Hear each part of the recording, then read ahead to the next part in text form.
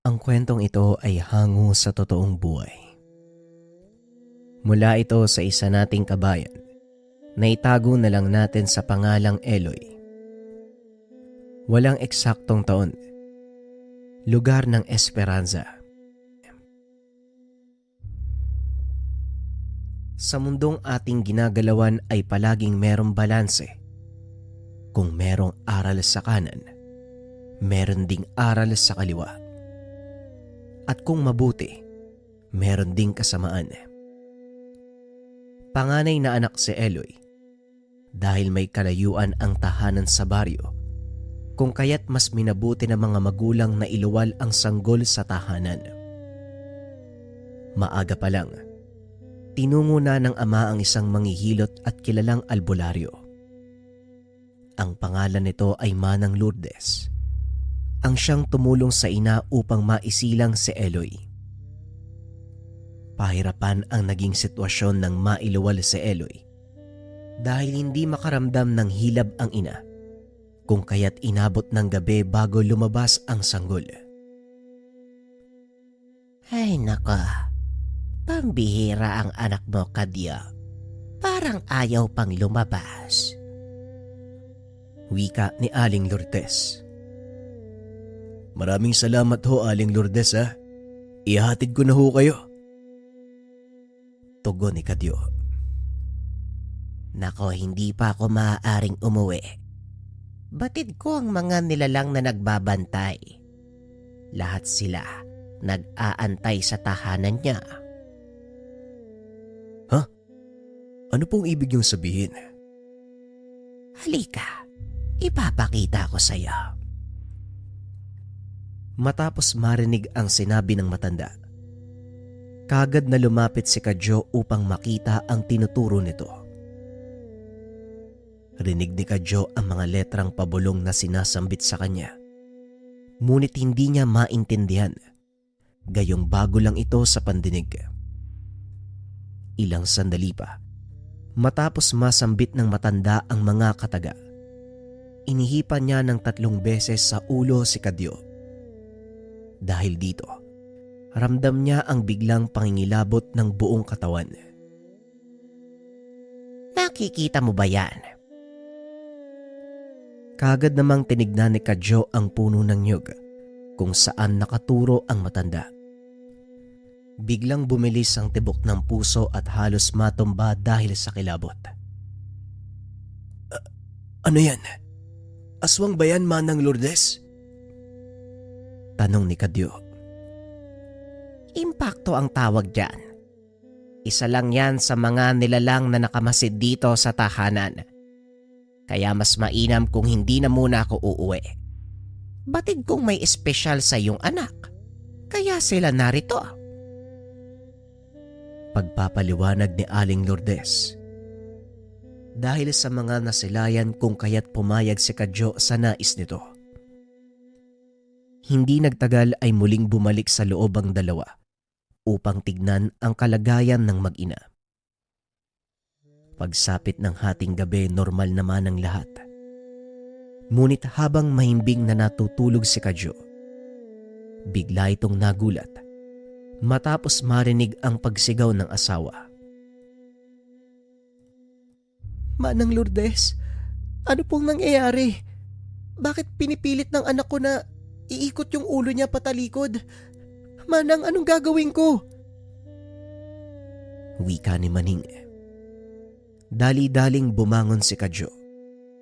Nakitang abala sa pagpapausok ng kamangyan ng matanda.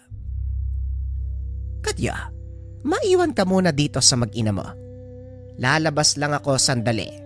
Ipapakita ko sa mga panghas kung sino ba si Lourdes. Matapos itong banggitin ng matanda, hawak ang garapon na puno ng asin. Nagmamadaling lumabas si Manang Lourdes habang patuloy na nag-uusal. At dahil sa gawa sa kawayan ang dingding ng tahanan, kung kaya't minabuting sumilip ni Kadyo kung ano man ang gagawin ng matanda sa labas. Nang mga panong ito, lampara o sulo ang pangunahing liwanag tuwing lumalabas ng tahanan kapag gabi. Nang makalagpas si Aling Lourdes sa liwanag ng lampara, labis ang pagkamangha ni Kadyo matapos makita na lumiliwanag ang bitbit ng matanda. Simpleng asin lamang, biglang nagliwanag ng matapat sa dilim. Naging kulay berde ang hawak ni Aling Lourdes at ang labis pa na nagpamangha kay Kadyo nang ihagis na ang asin. Kapag tumatama sa kung anong bagay ang asin ay bigla itong lumiliyab. Wala mang makitang kalaban si Kadyo. Kapansin-pansin sa kilos ng matanda ang pagmamadali sa tuwing dumadakot ng asin. Halos 1 oras ang tinagal ng kaganapan hanggang sa napatigil si Aling Lourdes. Kinuha nito ang isang patay na dahon ng nyug, sinigaan hanggang sa lumiyab. Sa pagtayo ni Aling Lourdes, mabilis itong tumakbo at winasiwas ang bitbit na sulo hanggang tumama ito sa kung anong bagay. Dahil sa ginawa ng matanda, kung kaya't biglang lumiyab ang isang wangis ng tao, mabilis itong tumakbo patungo sa kakawian. Nang masiguradong ligtas na ang paligid, muling bumalik sa tahanan si Aling Lourdes. Tiniyak na maayos ang lagay ng mag-ina at muling nagpausok ng kamangyan. Inikot ang buong kwarto, maging ang labas ng tahanan. Dahil sa mga nangyari, kung kaya't hindi na nakatulog si Kadyo hanggang sumikat ang araw. O Kadyo, mauna na ako ha. Ikaw nang bahala sa mag-ina mo. Hindi na rin magkakamaling bumalik pa ang mga nakita mo kagabi. Wika ni Aling Lourdes. Maraming salamat po sa tulong niyo, Manang ha. Mas maganda po siguro kung magkakape muna kayo. Tugon ni Kadyo. Ay nako, wag na. Doon na lang ako sa bahay. Kailangan ko ring makauwi ng maaga. Alam mo na, maraming nagpapagamot tuwing umaga. Matapos marinig ang sinabi nito, hindi na nagpumilit pa si Kadyo. Mas binigyan ng atensyon ang asawa at anak. Sa paglipas ng panahon, hanggang sa naging binata si Eloy, walang kakaibang naganap. Lumaki ng normal si Eloy, kasama ang ina at ang 3 kapatid. Nang mga panong ito ay nasa edad 20 na si Eloy. Namulat ito sa mundo ng hiwaga noong papalapit na ang ika-21 kaarawan. Dahil panganay at nag-iisang anak na lalaki, kaya pinaghandaan ng ama ang papalapit na kaarawan. Habang abala sa pagbibiyak ng kahoy, bigla itong tinawag ng ama upang kausapin. Bakit po tay? May uutos po kayo? Tanong ni Eloy. Wala naman anak. Nga pala bukas kaarawan mo na. Wala ka bang naisimbitahan? Tanong ni Kadyo. Nako tay, saan naman tayo kukuha ng panghanda? At saka wag na kayo mag-alala. Sapat na sa akin yung magkasama tayo. Wika ni Eloy. Wag mong alalahanin yun. Yung isang baboy natin pwede nating katayin yung bukas. Para mag-imbita ka ng mga kaibigan mo. Matapos marinig ang mga sinabi ng ama, halos hindi magmaliw sa tuwa si Eloy dahil sa sorpresang pahanda nito. Nung mga oras na yon ay umalis ng tahanan si Eloy upang imbitahan ang mga kaibigan. Hindi naman bababa sa 5 ang kaibigang inimbitahan, ngunit 4 lang ang sigurado na makakapunta sa kaarawan. Habang nasa daan pabalik ng bahay, napansin ni Eloy si Aling Lourdes, hirap sa pagbitbit ng kung anong halaman. Aling Lourdes, magandang hapon po. Tulungan ko na po kayo. Wika ni Eloy. Ay nako, maraming salamat iho. Hindi ba ikaw yung anak ni Kadyo at Maning? Tanong ni Aling Lourdes. Opo, Galing po ako sa bahay ng mga kaibigan ko nag-imbita. Nga po pala, Aling Lourdes. Kung hindi po kayo abala bukas, baka pwede kayong pumunta sa bahay. Konting salo-salo lang po. Wika ni Eloy. Ganun ba? Susubukan ko kung makakapunta ko, iho. Ilang taon ka na ba bukas? Tanong ng matanda. Magbe-21 na po ako. Aba, tignan mo nga naman. Ang bilis ng panahon. Matapos ang maikling usapan, mas minabuting ihatid ang matanda hanggang sa tahanan nito. Ay, maraming salamat, iho. Pagpalaing ka nawa ng may likha. Napangiti naman si Eloy. Kagad nagpaalam upang bumalik ng tahanan. Pagsapit ng gabi habang naghahapunan, masayang pinag-usapan ng pamilya ang gaganapin na kaarawan ni Eloy. Ngunit ang hindi alam ng binata, sa pagtungtong ng edad na 21, magsisimula na ang kakayahan at isang obligasyon para sa nakararami. Kinaumagahan, maaga pang nagising si Eloy.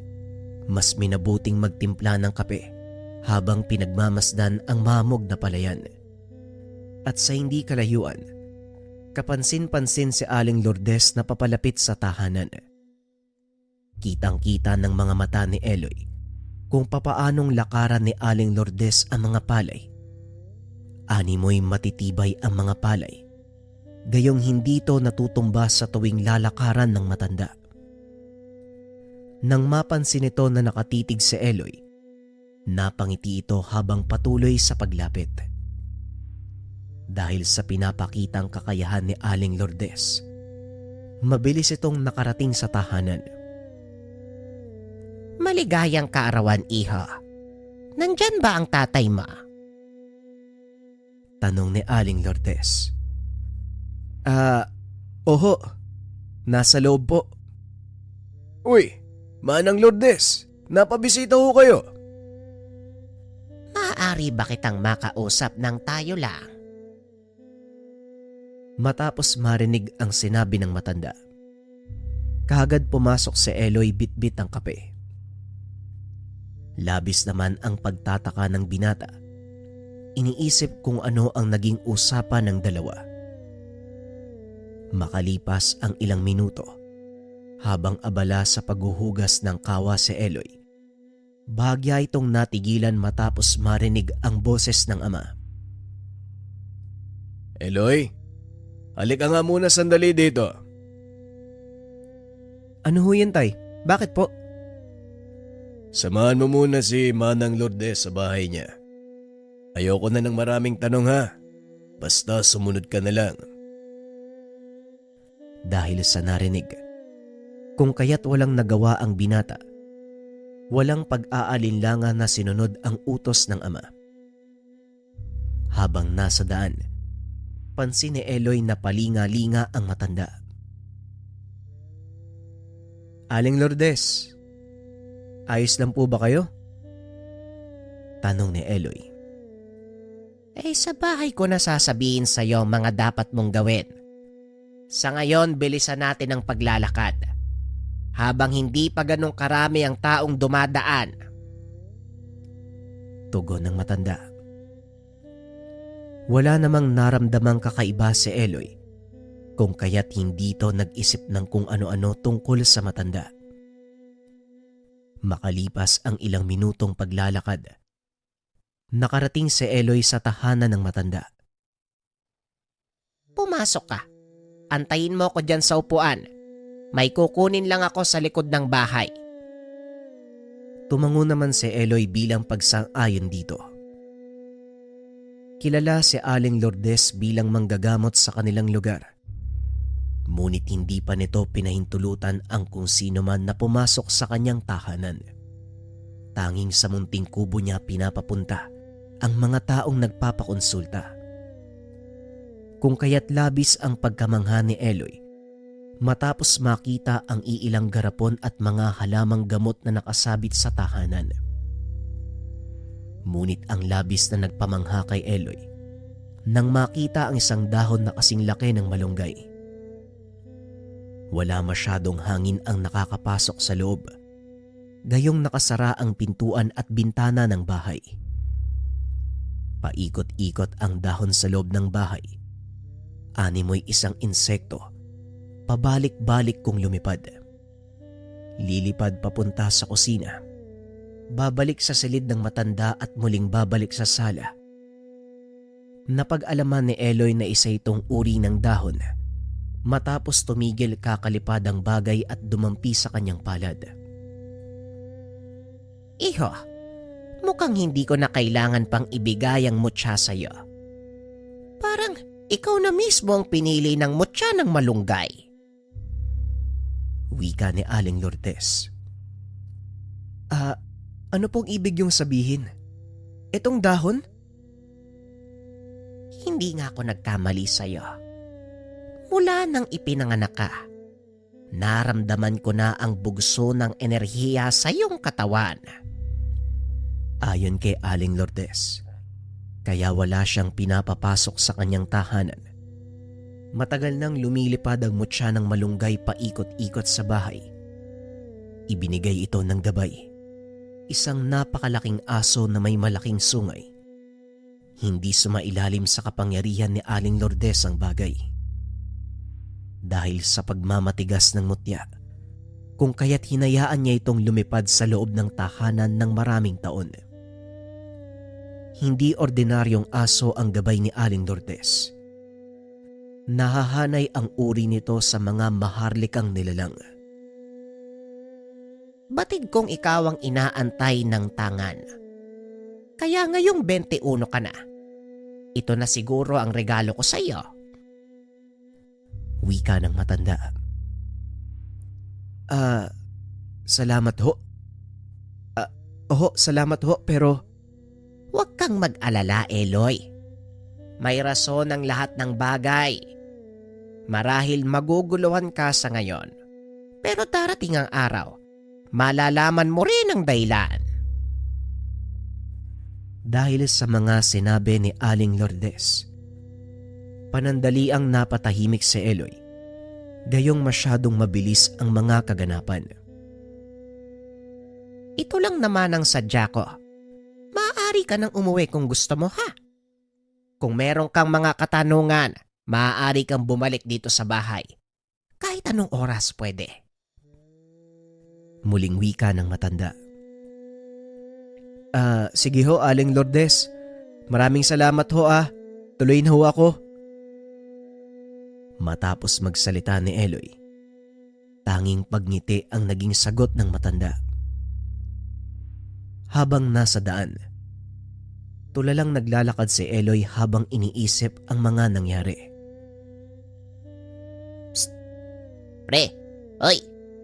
Parang malalim pa sa busay ng dagang-dagang iniisip mo . Ha? Anong sabi mo? Kanina ka pa dyan? Oo, kanina mo pa ako nakasalubong. Nagtataka nga ako di mo ako pinapansin . Bakit? Piling pogi ka? Wika ng kaibigan na si Joji. Piling pogi? San banda ba? At saka wag mo nga akong intindihin. Saan ka ba pupunta? Tanong ni Eloy. Ito naman hindi mabiro . Pinapapunta ako ni tatay sa bahay ni Tio Ramon dun sa bayan. May sasabihin daw tungkol sa maaaring trabaho sa Rizal. Oy, nga pala maligayang kaarawan . Susunod na lang ako. Wika ni Joji. O sige, ingat ka . Kita na lang tayo mamaya sa bahay. Matapos ang maikling usapan, muling ipinagpatuloy ni Eloy ang paglalakad upang tulungan ang ama sa pagkatay ng baboy. Nang marating ang bahay, nakita ang ama na abala sa pagkiskis ng balat ng hayop. Dali-dali nitong pinuntahan si Eloy upang tulungan. Naging abala ang buong pamilya sa maghapon dahil sa tulong ng bawat isa kung kaya't maagang natapos ang gawain. Sa pagsapit ng hapon, habang inilalatag ang mesang gagamitin para sa mga bisita, bahagyang natigilan si Eloy matapos marinig ang tinig ni Joji. Pare, maligayang kaarawan ha. Sakto wala pang bisita. Pero pwede ka bang makausap sandali? Oh, ano yun? Bakit magdadala ka ng ulam pag uwi mo? Oo naman, basta ibalik mo lang yung pinggan namin. Nako, hindi yun. Pero sige, magdadala ako. Matik na yun. Ano bang gusto mong sabihin sa akin? Gusto mo bang magtrabaho sa Rizal? Ang sabi kasi sa akin ni Tio Ramon, 2 tao daw yung kailangan nila eh. Anong klaseng trabaho ba yan? Magtitinda ng karne ng baboy sa palengke. Malaki din yung kita dun ha. Makakapagpadala ka pa dito kay Uncle Kadyo. Ganun ba? Pag-iisipan ko, magpapaalam muna ako kay nanay. Maupo ka muna dyan. Darating na rin yung iba nating kaibigan mamaya. Makalipas ang ilang sandali, isa-isang dumating ang ilan pang kaibigan ng dalawa. Naging masaya ang lahat sa pagdiriwang ng kaarawan ni Eloy. Kinagabihan, matapos makauwi ang mga bisita, mas minabuting kausapin ni Eloy ang magulang tungkol sa naging usapan nila ni Joji. Ganun ba? Sa akin walang problema kung yan ang nais mo, anak. Malaki ka na. Alam mo kung anong tama't mali. Wika ni Kadyo. Basta anak ha, mag-iingat ka. Wala pa naman tayong kamag-anak na pwede mong lapitan dun. Lalo na kapag kailangan mo ng tulong. Alagaan mo ang sarili mo. Wika ni Nanay Maning. Maraming salamat po nanay at tatay ha. Huwag kayong mag-alala, mag-iingat ako dun. 2 araw ang lumipas matapos mapapayag ang mga magulang. Kasama si Joji, bumiyahe ang 2 patungong Rizal, kung saan nag-aantay ang kamag-anak ni Joji na ang pangalan ay Chris. Hindi naman naging mahirap kay Eloy na pakisamahan ang tsuwi ni Joji. Binata ka na, Loya. Kumusta naman si Paring Kadyo sa probinsya? Tanong ni Chris. Ayos lang naman ho, malakas pa ho sa kalabaw. Tugon ni Eloy. Mabuti naman kung ganon. O sige na, alam kong pagod kayo eh. Pumasok kayo dyan sa pangalawang kwarto. Yan ang magiging silid nyo. Sa susunod na tayo mag-usap pagkatapos yung magpahinga. Matapos marinig ang sinabi ni Chris, kaagad tumuloy ang 2 sa kwarto upang matulog. Kinabukasan maagang nagising ang magkaibigan. Gayong maghakot pa ito ng ilang karne patungo sa palengke. Joji, akala ko ba magtitinda tayo ng karne? Bakit parang kargador ang bagsak natin? Tanong ni Eloy. Ang sabi kasi ni Tio Chris, ito daw yung ibebenta natin. Wala pa kasi yung mga kargador eh. Mamayang 7:00 pa daw maghahatid ng stock. Wika ni Joji. Matapos maintindihan ng sistema, hindi na nagtanong pa si Eloy at nagpatuloy na sa paglalakad. Bitbit nila ang ilang kilo ng baboy.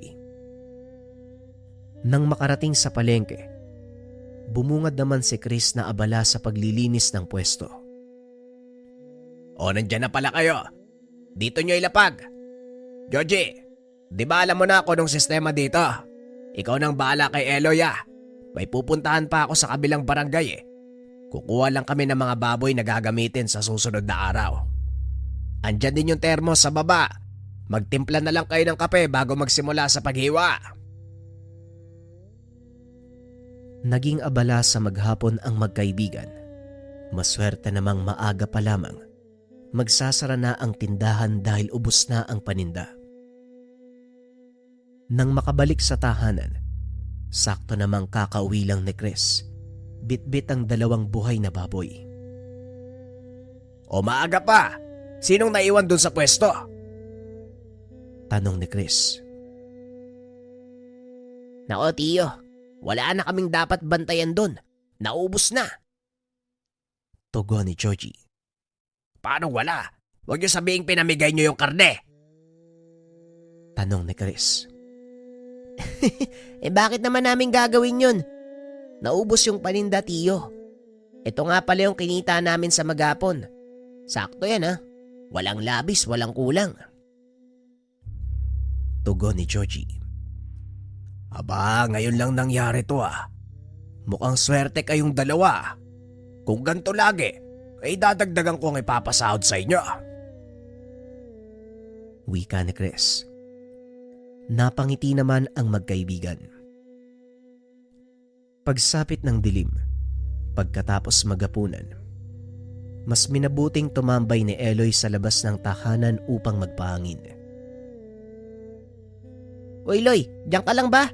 Hindi ka ba nilalamok dyan? Tanong ni Georgie. Hindi naman. Bakit ba? Tugon ni Eloy. Lumalapit sa kanya ang kaibigan. Masaya ang pagmumukha nito. Uy, nakita mo ba yung anak ng kapitbahay natin? Tanong ng kaibigan. Alin dun? Yung lalaking may malaking katawan tapos maraming tato? Barakong barako pero tagilid pala. Nako Georgie, ikaw huwag mo sabihing. Hindi yun. Yung kapatid na babae ang tinutukoy ko. Pre, ang puti panalo. Ano pang inaantay mo? Haranahin natin. Uso kaya yun dito sa Rizal? Parang luma na yun eh. At saka nahihiya ako. Sa susunod na lang, bebuelo lang ako. Wika ni Georgie. Ikaw ang bahala, basta wag mo akong sisisihin kapag naunahan ka ng iba. Wika ni Eloy at dahil sa sinabi nito, sandaling napatulala si Georgie. Inisip ang maaaring gawin kung paanong makakaporma sa natitipuhang dalaga. Sa paglalim ng gabi, habang nagpapahinga si Eloy, nakita nito ang sarili na natutulog. Teka, patay na ba ako? Ba't nakikita ko yung katawan ko? Wika ni Eloy. Huwag kang mag-alala. Hindi ka papatay. Sinundan ni Eloy kung saan nanggagaling ang boses. Nakaramdam siya ng kapayapaan at kaligtasan matapos makita ang isang nakabaluti at makisig na lalaki. Ako ang gabay ng mutsyang hawak mo. Kakaiba ang itsura ng nilalang na nakikita. Pormang tao man ang katawan. Ngunit ang mukha nito ay katulad sa aso na merong napakalaking sungay. Nasabi ko na sa iyo ang totoo kong ngalan. Huwag na huwag mong tatawagin kung hindi kailangan dahil malaking kaguluhan ang magaganap. Sa paglaho nito sa paningin, ang pagbalikwas ng katawang lupa ni Eloy. Oh, anyari sa'yo? Parang gulat na gulat ka dyan ah. Bigla mo kong iniwanan kagabi. Salita ko ng salita, wala ka na pala sa likod ko. Wika ni Georgie. Pasensya ka na pare Nakatulala kasi ako tsaka inaantok na ako. Tugon ni Eloy. Okay kayong dalawa. Gumalaw-galaw na kayo dyan, anong oras na? Wika ni Chris. Sige tiyo, maliligo lang muna kami. Tutuloy na rin kami sa palengke. Mabilis na kumilos ang dalawa upang pumasok sa trabaho. Pagsapit ng tanghali, habang abala sa paghihiwa ng karne ang dalawa, hindi nito inaasahan ang pagdating ng isang dalaga. Magkano dito sa liempo? Pre, bigyan mo na yan Tatapusin ko lang to. Wika ni Eloy habang nakayuko, abala sa paghihiwa ng buto-buto. Manong, kuya, nagsasalita ba tong kasama mo? Muling wika ng babae. Ha? Huy! Pre, Joji, anong ginagawa mo? Pasensya ka na binibini ha. Baka naagandaan to sa'yo eh. Huy! Joji, ano na? Muling wika ni Eloy. Nasaan ba si Manong Chris? Wala ba siya dito? Tanong ng dalaga. Wala ho eh. Wala ngayon, kami na ng kasama ko'y magtitinda dito. Mukhang suki kayo ah. Tanong ni Eloy. Oo, sa totoo niyan kapitbahay lang namin siya eh. Mag-iiyaw sana kami ng nanay ko. Pwede ba 2 kilo ng yempo? Sige ho. Sandali lang ha. Matapos maibigay ni Eloy ang karne, saka pa lamang nahimasmasan si Joji. Pre, grabe no? Ang ganda! Wika nito. Pambihira kang tao ka. Mapapagalitan tayo niyan sa ginagawa mo eh. Tugon ni Eloy. Pre, siya yun eh. Yung kapitbahay natin. Ang ganda no? Muling wika ni Joji. Kaya naman pala. Yung pala yun. Bakit kasi hindi mo kinausap? Nanigas ka dyan eh. Sige na, pakiabot na nga lang yung ulo. Umayos ka na rin dyan. Wika ni Eloy. Tulad ng dati, maagang nakauwi ang magkaibigan matapos maubos ang paninda. Ganito ang naging buhay ng dalawa sa loob ng ilang araw. Hanggang sa dumating ang pagkakataon, katapusan ng buwan. Habang abala sa ginagawa si Eloy ay bahagya itong natigilan matapos marinig ang boses ng isang lalaki. O maglagay na kayo, dalian nyo. Marami pa ang pupuntahan namin. Wika nito. Malaking tao at nasa 6 ang bilang nila. Pansin ni Eloy ang dalang baril, nakasugbit sa tagiliran. Ano pong kailangan nila? Tanong ni Eloy. Bingi ka ba? Siguro bago ka dito ano? Akin na ang lagay nyo. Hindi ba kayo sinabihan ng amo nyo? Wika nito. Pasensya na po ah. Wala pong binilin sa amin na magbibigay kami ng kung anumang kailangan nyo. Tugon ni Eloy. Pera ang kailangan namin. Yung kinita nyo kaninang umaga, para yon sa proteksyon nyo. Muling wika ng lalaki. Teka, ano pong proteksyon? At saka baka mapagalitan ako kapag binigay ko sa inyo yung pera eh. Siguro mas mainam po antayin na lang natin yung may-ari mamaya. Wika ni Eloy. Anong aantayin? Hindi mo ba narinig? Nagmamadali kami. Ano ba? Magbibigay ka ba o papatikimin pa kita? Matapos marinig ang sinabi ng lalaki, bahagyang naagaw ang atensyon ni Eloy. Narinig niya din ang salita ng gabay. Huwag kang matakot. Nandito ako. Wika nito. Kung kaya't nakipagmatigasan si Eloy. Kayo ho. Kung yan yung gusto niya, walang problema. Aba, matigas ka ha? Michael, bigyan mo nga to. Baka mapuruhan ko yan kapag ako ang bumanat eh. Matapos magsalita ng lalaki, mabilis pumunta sa harapan ang lalaking kasing tangkad ni Eloy. Hindi may pagkakailang sanay ito sa mabibigat na trabaho, gayong may kalakihan ang katawan nito. Bilang isang normal na tao, walang alam sa pakikipaglaban, nanatiling nakatayo si Eloy habang pinagmamasdan ang lalaki. Nang tuluyan nitong makalapit, nagawa pa nitong makipagtitigan kay Eloy hanggang sa bigla itong nagpakawala ng malakas sa suntok. Sa bilis ng pangyayari, hindi na nagawang makaiwas ni Eloy, ngunit nagulat ang lahat. Nanatiling nakatayo ang binata na parang walang nangyari, habang yung sumuntok sa kanya namilipit sa sobrang sakit. Oh Michael, anong nangyari sa'yo? Boss, sakit ng kamay ko eh. Parang pader yung mukha niya, no? Ay naku, lalampa-lampa. Sige, tignan natin kung mas makapal pa sa'yo ang bala ko. Kasabay ng pagtutok ng baril kay Eloy, dumating naman si Chris mula sa slaughterhouse kasama si Georgie. Sir Fernando, tama na yan. Pasensya na po kayo.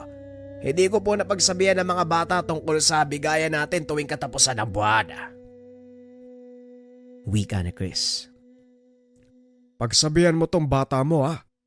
Baka sa susunod, hahalo yung dugo niya sa tinitinda niyong baboy. Muling wika ni Fernando. Ay sige ho, ito po yung bigay ko. Huwag kayong mag-alala, hindi na ho mauulit. Matapos maibigay ni Chris ang pera, kagad ding umalis ang mga armadong kalalakihan. Ayon kay Chris, hawak ng malaking sindikato ang grupo ni Fernando. Ayaw mang magbigay. Wala rin silang magagawa dahil kung hindi, sila ang gugulpihin o papatayin. Tanging kinita lang sa umaga ang kinukuha nito, kung saan araw ng Sabado tuwing huling linggo ng buwan. Pasensya na ho kayo ha. Mukhang malalagay pa tayo sa alanganin dahil sa ginawa ko. Wika ni Eloy. Ay naku, ako nga ang dapat humingi ng pasensya pero hayaan na natin yon. O ito, dahil palagi tayong nauubusan ng paninda, magdadagdag na lang tayo ng paninda pa dito. Matapos ang naging mainit na kaganapan, muling bumalik sa pagtitinda ang dalawa na parang walang nangyari. Ngunit labis ang swerteng dala ni Eloy, gayong muling naubos ang tinitindang karne. Bago pa lumubog ang araw, nagsimula ng magligpit ng gamit ang magkaibigan. Pare, samahan mo ako dun sa kabilang eskinita. May bibiliin lang ako. Wika ni Georgie. Saan? Doon pa sa looban? Huy, delikado doon kapag madilim na. Tugon ni Eloy. Sandali lang naman tayo eh. Bibili lang ako ng bulaklak tapos mamayang gabi, diretso na tayo sa kapitbahay. Muling wika ni Eloy. Alam ko na. O sige, walang problema. Bitbit ang kinita ng buong araw at ang iilang gamit sa panghiwa ng karne. Dumaan ang magkaibigan sa looban upang bumili ng bulaklak. Nung una ay wala namang kakaibang naramdaman si Eloy. Ngunit pagkatapos bumili ng bulaklak, nakaramdam siya ng panganib. Uy, pre. Pwede bang bumalik na lang tayo sa dinaanan natin kanina? Wika ni Eloy. Ha? Bakit? Mas malapit dito oh. Wala namang nagawa si Eloy, kundi sundin ang kaibigan. Mas minabuting maging alisto ni Eloy, gayong hindi nila kabisado ang ugali ng mga tao sa paligid. Sa patuloy na paglalakad ng dalawa, narating nito ang maliit na tindahan kung saan may 3 lalaki ang umiinom sa harapan. Hindi ito pinansin ng dalawa, ngunit naagaw ang kanilang atensyon. Bigla nilang tinawag si Georgie na nauunang maglakad. Utoy, parang bago kayo dito ah. Saan ang punta nyo? Wika ng lalaking lasing. Nakikiraan lang po. Diyan lang kami sa labasan. Alatang galing probinsya. Halika, inom ka muna. Pasensya na po pero hindi po ako nainom eh. Ano, hindi kayo inom? O ba, bigwasan kaya kita. Je, pagbigyan mo na para makadaan na tayo. Wika ni Eloy. Yan, makinig ka sa kasama mo. Teka, anong laman ng bag mo? Magnanakaw kayo no? wika ng lalaki. Naku po, hindi po. Ito po yung benta namin sa palengke. Pagpapaliwanag ni Joji. Benta pala. Tol, kunin mo nga yung bag niyan. Muling wika ng lalaki. Kuya, wala namang ganyanan. Nagtatrabaho kami ng patas eh. Ibigay mo na lang kung ayaw mong masaktan. Dahil sa pagbabanta ng lalaki, kung kaya't uminit ang ulo ni Eloy. Je, halika nga dito sa tabi ko. Mukhang sa ulo nila nilalagay yung alak imbis na sa tiyan eh. Matapos marinig ang sinabi ni Eloy, dahan-dahang tumayo ang mga lalaki, kasabay ng pagbunot ng balisong. Dito ka lang sa likod ko pare ah. Akin na yung kutsilyo na nasa bag. Wika ni Eloy. Pare, tumakbo na lang tayo. Ang dami niya no, hindi natin kaya yan. Wika ng kaibigan. De pare, halangang mga bituka niyan, dapat dyan pinapalagan eh. Diyan ka lang, akong bahala. Ilang sandali pa, hinampas ni Eloy ng bote ang isa sa mga lalaki. Napasubsob ito ng matamaan sa ulo. Nang makita ang nangyari, mabilis na sumunod ang dalawang kasama upang saksakin si Eloy. Ngunit bago pa man makalapit ang lasenggo, nasipa niya ang isa sa sikmura. Namilipit ito sa sakit. Samantalang ang kasama nito, nagpatuloy sa pag-atake kay Eloy. Dahil sabay ang pagsugod ng mga kalalakian, kung kaya't pagharang na lang sa patalim ang nagawa ni Eloy upang hindi ito tumama sa katawan. Laking pagtataka ng mga kalalakian. Pagtama ng balisong sa kanya, parang tumalbog lang ito sa katawan ni Eloy. Ilang sandali pa, biglang dumating si Fernando at Michael. Hindi na tayo mahihirapan. Sige na, tapusin mo na yan Michael. Wika ni Fernando. Ayoko na pare. Hindi normal yung isang yan eh. Diyan na kayo. Sa pagtakbo ng mga lalaki, wala nang pagpipilian pa si Fernando. Muli niyang kinuha ang balisong at sumugod. Dahil sa liksi ni Eloy, hindi na nakabawi si Fernando. Isang malakas sa sapak ang pinakawalan ni Eloy, na siyang dahilan upang masubsob ang mukha ni Fernando sa kanal. Habang pinagmamasdan ito ni Eloy, hindi niya napansin ang paglapit ng isa pang lalaki. Kwenelyuhan si Eloy kasabay ang pagsaksak gamit ang basag na bote. Kaso nga lang, walang naging emosyon ng binata, kung kaya't dahan-dahang sinilip ang kamay. Walang tigil ang pagdurugo ng kanyang kamay. Anong problema? Puro ka kasi bote. Lagyan ko kaya ng gripo yung tagiliran mo. Kanina ka pa eh. Wika ni Eloy. Wag pare, may pamilya ako, dalawa yung anak ko eh. Pamilyado kang tao pero puro alak yung iniintindi mo. Sige na, umalis ka na. Isama mo yung mga kapwa mo batugan.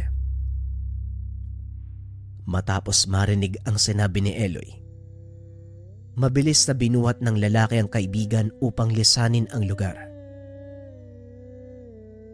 Pare, maraming dugo yung damit mo ah. Ayos ka lang ba? Tanong ni Joji. Oo, ayos lang ako. Saka hindi naman sa akin yung dugo na to eh. Nang makauwi na ang dalawa, sumalubong si Chris sa harapan ng tahanan. Kanina ko pa kayo inaantay eh. Saan ba kayo galing? Anong oras na oh? Teka, bakit puro dugo yung damit mo Eloy? Yun nga po eh. May dinaanan kami dyan sa looban. Nakursunadahan pa kami ng mga lasing eh. Wika ni Eloy. Ay Diyos ko naman oh, hindi ba kayo nasaktan? Sino yung humarang sa inyo? Namukaan nyo ba? Wag nyo na po masyadong intindihin. Nabigyan naman po ng leksyon eh. Ha? Sigurado ka ba? O sige, pumasok na kayo sa loob at kumain. Maligo din kayo. May nilagang baboy dyan sa kusina. Nilagang baboy? Nilagang baboy na naman? Tigil-tigilan mo ako sa kartehan mo, Joji ha. At saka bakit may bulaklak ka dala? Matagal pa ang piyesta ng patay. Wala naman tayong kamag-anak na nakalibing dito sa Rizal. Wika ni Chris. Nakukursunadahan daw po yung anak ng kapitbahay natin nung. Pupunta rin kami mamaya doon pagkatapos kumain. Wika ni Eloy. Sino, si Olga? Hoy kayong dalawa. Mag-ingat kayo dito sa Rizal.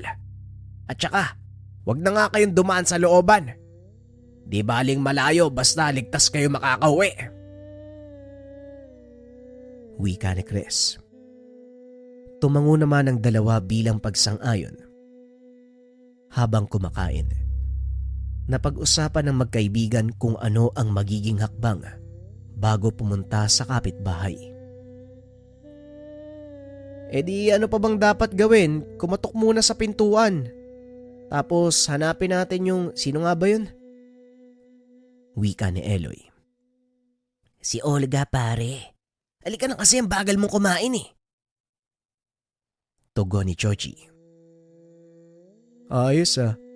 Kailan ka pa nagkaroon ng lakas ng loob? Nung nagkita kayo sa palengke, hindi ka nga nakagalaw eh. Matapos marinig ang sinabi ng kaibigan, tanging pagtawa lang ang naging sagot ni Chochi. Kaunting description sa tahanan ni Olga. Gawa ito sa kahoy at 2 palapagang tahanan. Ilang minutong nakalipas, pumunta na ang dalawa sa kapitbahay. Pare, huwag na lang kaya natin ituloy. Wika ni Chochi. Nako, umandar na naman yung katorpian mo. Tugon ni Eloy. Tingnan mo yung bahay, pare oh. Mukhang mayaman. May kotse pa sa harapan eh. Ngayon ko lang nakita yan eh. Baka may bisita lang. O yun nga. Bukas na lang tayo. Sa susunod na lang. Sa pagtalikod ng dalawa upang umuwi, bahagya itong natigilan matapos marinig ang tinig ng babae. Hoy kayong dalawa! Saan ang punta nyo? Ayos ah. Nakaporma? Matapos marinig ang boses ni Olga, napalingon naman sa ikalawang palapag ng bahay ang dalawa. Etong kaibigan ko manliligaw daw sa'yo eh. Pwede ba daw? At saka... Napatahimik si Eloy nang sikuhin ng kaibigan. Oh, bakit parang uuwi na kayo? Tara, pasok kayo sa bahay. Wala namang aso dyan eh. Dahil sa sinabi ng dalaga, kaagad bumalik ang magkaibigan. Pagbukas ng pintuan, hindi na nagdalawang isip na pumasok ang dalawa. Oh, sino yung mga yan? Wika ng lalaki. Manliligaw ko. Bakit pa?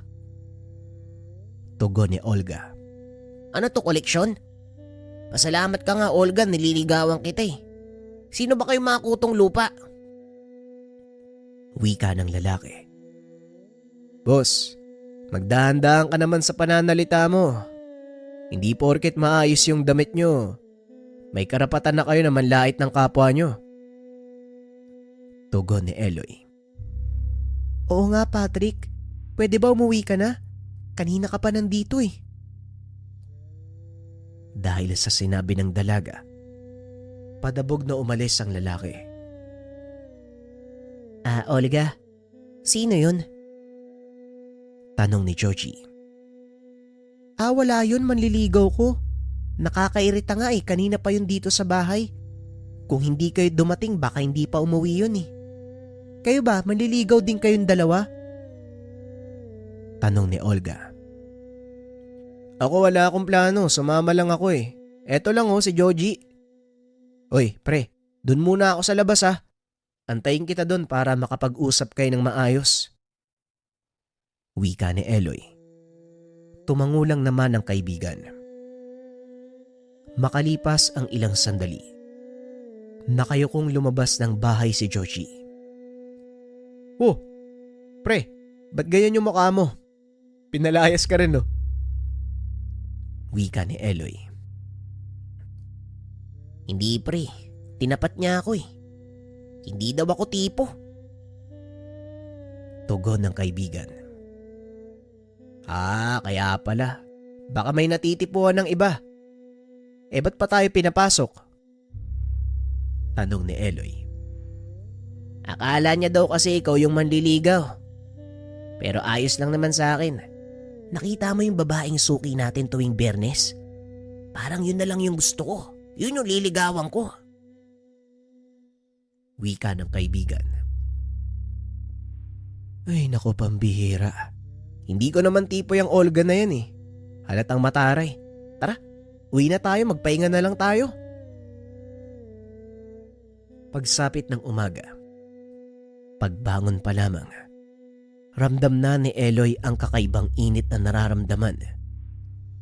Tulad ng nakagawian, maaga pang tumungo sa palengke at binaliwala ang naramdaman. Madilim pa, nasa pwesto na ang dalawa. Habang abala sa ginagawa, napatigil si Georgie matapos makita ang paglapit ng isang matandang babae. Kung susuriin, animoy nasa edad 90, may gitna ang matanda. Kulubot ang balat, uugod-ugod sa paglalakad. Magandang umaga po, Nay. Masyado pong maaga yung pagpunta nyo dito sa palengke ah. Wika ni Georgie. Kayo ang dahilan kung bakit sumubsob sa kanalang muka ng apo ko. Wika nito. Pare, Eloy, huy! Oh, problema mo? Nang makita ni Eloy ang matanda, ramdam nito ang kakaibang aura na bumabalot sa pagkatao nito. Marahil ikaw ang may gawa. Humanda ka. Hindi ako titigil hanggat hindi nalalagay sa bote ang kaluluwa mo. Wika ng matandang babae. Huwag mo nga akong pinagbabantaan ng ganyan. At saka, huwag ka rin magtago sa nakakaawang anyo ng matanda. Alam kong hindi ganyan yung itsura mo. Matapos marinig ang sinabi ni Eloy, ngumiti ang matanda at umalis sa lugar. Loy, nakakatakot naman yung matandang yun oh. Siguradong yung mga lasinggero yung tinutukoy niya eh. Wika ng kaibigan. Aswang ang isang yun. Mukha lang mahina. Nagtatago sa anyo ng matanda. Pero sobrang lakas ng isang yun. Pagpapaliwanag ni Eloy. Ha? Aswang? Hanggang dito ba naman sa Rizal merong aswang? Matapos ang kaganapan, nagtrabaho na ang dalawa.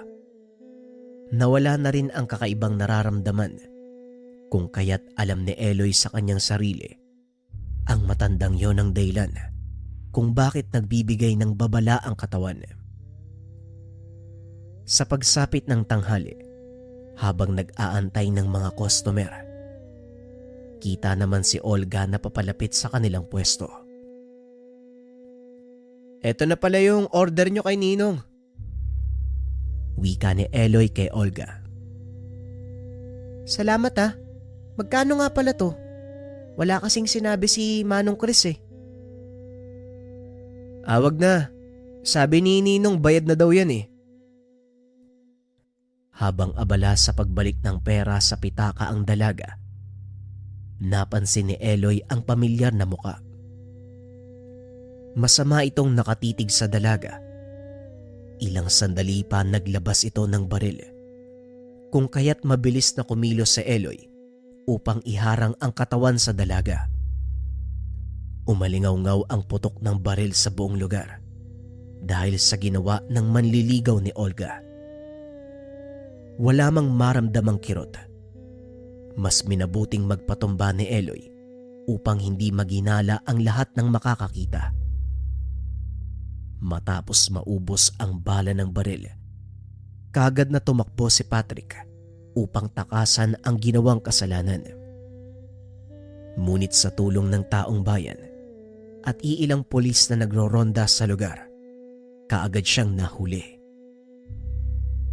"Hoy, Olga, ayos ka lang ba?" "Ayos lang ako, dapat nga ako yung nagtatanong yan eh. Ikaw yung iniisip ko, baka may tama ka. Gusto mong daling kita sa ospital?" "Hindi na, wag mo na akong intindihin. Hindi tumama yung bala, ayos lang ako." Tugon ni Eloy. Dahil sa mga nangyari, inanyayaan ng dalawa upang pumunta sa presinto. Ngunit bago pa tumungo sa lugar, mas minabuting magpalit ng damit ni Eloy. Gayong puro butas ito dahil sa tumamang bala. Halos magdidilim na rin bago pinalabas ng presinto ang dalawa. Sabay silang naglakad pa uwi. Nakilala ni Eloy ang totoong ugali ni Olga. Matapos ang mahabang paglalakad, masaya itong pumasok ng tahanan. Ngunit amoy ni Eloy ang isang pamilyar na usok. "Oh, ayos ka na ba, Noy?" Tanong ni Chris. "Opo, Ninong. Teka, sino yung matandang yan? Bakit siya nagpapausok? Nagpapalayas ba kayo ng masamang elemento sa bahay?" Wika ni Eloy. Parang gano'n na nga. Hindi ko alam kung anong nangyayari pero matapos kong mabalitaan, kaagad akong pumunta ng palengke. Wika ni Chris. Dagdag pa nito nang marating ang pwesto. Nakita niyang wala sa sarili si Georgie. Gumagalaw ito kapag may bumibili. Walang kibo at tila hindi kontrolado ang bawat kilos. Pagdating nito sa tahanan, bigla itong nangisay matapos makita ang imahe sa altar. Dahil sa mga nasaksiyan, kung kaya't mas minabuting magpatawag ng manggagamot kaysa sa doktor. Chris, ginawa ko ng aking makakaya. Malakas namang kukulam ang pumeperwisyo sa pamangkin mo. Wika ng albularyo. Tang, baka maaari niyong subukan uli. Hindi maaaring mapahamak si Georgie. Baka hindi ko mapatawad ang sarili ko. Pinilit pa ni Chris ang manggagamot. Ngunit aminado ito na hindi niya kaya ang kalaban. Siguro maghanap na lang kayo ng iba. Talagang hindi ko kaya. Matapos magsalita ng manggagamot ay kagad na siyang umalis sa lugar. Bagyang natigilan si Eloy nang marinig ang tinig ng gabay. Pumunta ka sa kabilang barangay. May malawak na lawa sa lugar. Kunin mo yung pinaiikutan ng mga litap-tap.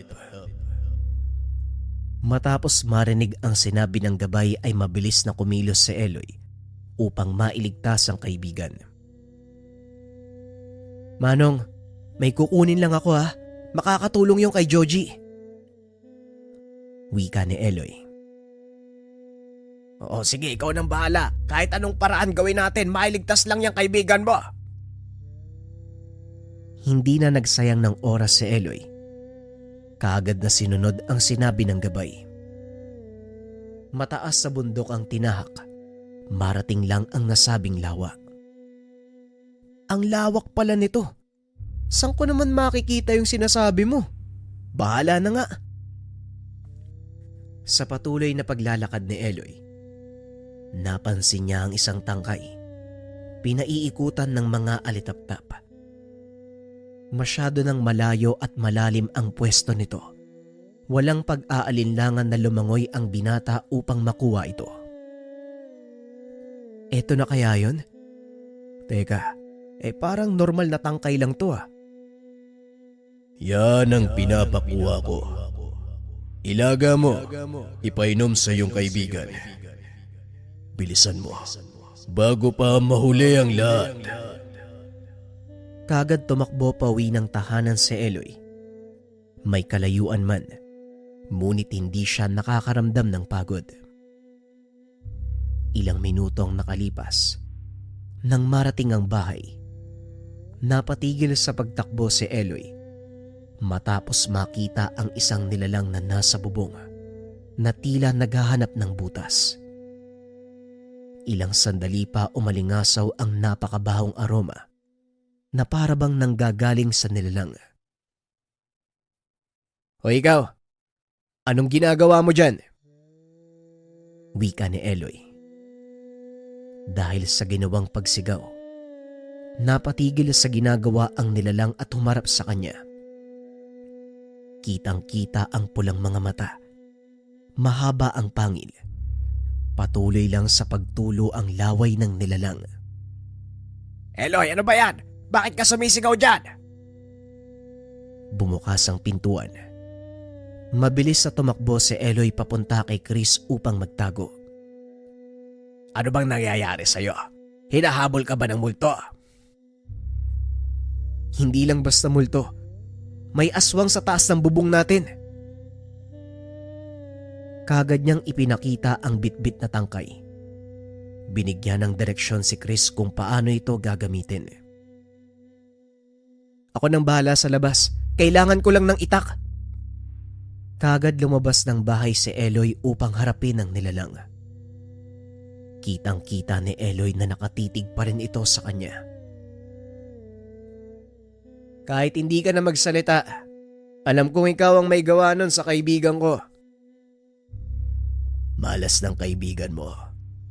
Hindi ka tinatabla ng kulam. Kaya't siya ang pinunteriya ko. Pero wag kang mag-alala. Mauuna kang mamatay kaysa sa kanya. Habang nagsasalita, narinig ni Eloy ang salita ng gabay. May mga sinabing kataga. Binanggit naman ni Eloy ang mga binitawang salita nito. Napatigil sa pagsasalita ang aswang matapos makita ang ginawa ni Eloy. Walang pagdadalawang isip na sumugod ang aswang para pigilan si Eloy. Ngunit bago pa man ito nakalapit ay nakaiwas na ang binata. Hindi nagpatinag ang nilalang at muling sumugod. Nagbuno ang dalawa hanggang sa makarating sa sapa. Ilang beses mang kalmutin at kagatin ng nilalang si Eloy. Nagtataka ito. Hindi nagkakaroon ng pinsala ang binata. Hanggang sa bumitaw ng isang malakas sa sapak si Eloy. Nakaiwas ang aswang at nakagat siya sa braso. Labis itong nanggigil pero hindi tinatabla ng binata. Sinubukan nitong lumayo sa lugar pero hindi na siya pinakawalan ni Eloy. Hinawakan niya sa leeg ang nilalang. Nagpupumiglas man. Hindi na siya nakatakas kay Eloy. Bumuelo ng buong puwersa ang binata. Ibinaon ng itak sa sentido ng aswang. Nang mamatayang nilalang, sinunog niya ang katawan nito upang walang maiwang ebidensya. Matapos ang kaganapan, hindi na muna nagtinda si Eloy. Mas dinais din ni Chris. Pagpahingahin muna sila dahil sa mga nangyari. Dahil sa gamot na binigay ni Eloy, gumaling naman ang kaibigan. Hindi na rin tinangkapang kalabanin ang mga armadong lalaki na siyang nangungolekta ng pera sa palengke sa kadahilanang ayaw na ni Ninong Chris ang masangkot sa gulo. Bumalik na lamang sa normal na buhay ang magkaibigan.